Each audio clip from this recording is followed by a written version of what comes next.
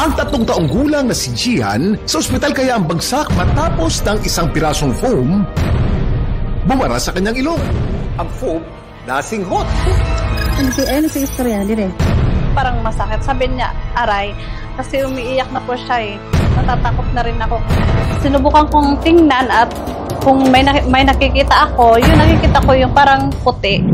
Sa liit ng butas ng ilong ng bata, hirap siyang maaninag ang nasa loob.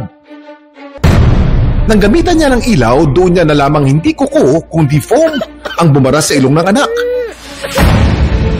Taranta ako nung time na yon. Sabi ko sa isip ko, pag hindi ko maalis yun, pupunta ka talaga kami ng doktor na rin ako kung ano yung mangyari sa kanya. Naku po, ang foam na bumara sa ilong ng bata, makuha pa kaya? Samantala, ano nga bang posibleng mangyari kapag ang bumarang foam hindi na matanggal? Yung foam eventually mabubulok yun, magkakaroon ng parang foul smell, babaho. Definitely magkakaroon ng infection yung bata, and magfi-fever. Worst case, pwede siyang magkaroon ng sepsis, ma-infect yung pati yung dugo niya, Magkakaroon siya ng infection which can be life-threatening pag napabayaan talaga.